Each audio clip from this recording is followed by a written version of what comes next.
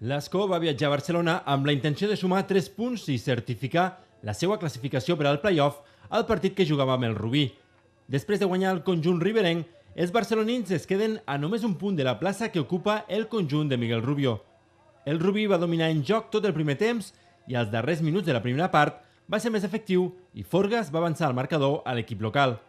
L'Escó va acusar molt aquest gol i quan encara no s'havia refet, Matamalas va posar el 2-0 al marcador just abans del descans i deixava el partit pràcticament enllestit. Després d'una primera part per oblidar, l'equip riberenc continuava desaparegut i no aconseguia entrar al partit, tot i que Galceran va gaudir d'alguna ocasió per retallar distàncies. Quan res pitjor podia passar, Denis Coch va ser expulsat i al temps de descompte, Zambudio va marcar el tercer gol per als locals.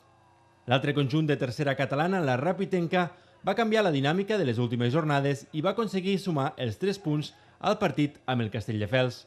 La mateixa setmana que Antoni Teixidor anunciava que no seguirà a la banqueta la pròxima temporada, l'equip rapitenc va guanyar per 1-0 amb el gol d'Ivan Montaner al minut 49. Amb un equip on hi jugaven 4 juvenils per suplir les baixes de jugadors que han marxat aquesta temporada, la Rapitenca va ser capaç de superar el seu rival i aguantar el resultat per endur-se la victòria. Tot i sumar els 3 punts, la salvació es troba molt lluny, ja que queden 3 jornades i la Rapitenca està obligada a sumar 6 punts si no vol baixar de categoria. Sí, bueno, el Castelldefels, home, a priori té millor equip que nosaltres, no? A més, portava una bona ratxeta, tenia la salvació assegurada, que això sempre influeix una mica, i nosaltres ja era l'últim cartutxo d'alguna manera, no? Amb una ratxa ja bastant dolenta que portem.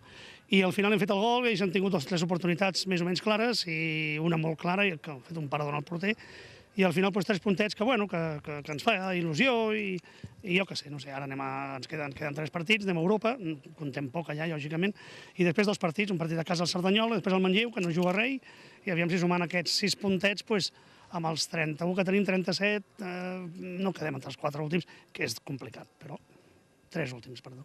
L'Escó jugarà la pròxima jornada a casa contra el Vilassar i la Rapitenca viatjarà a Barcelona per jugar contra l'Europa.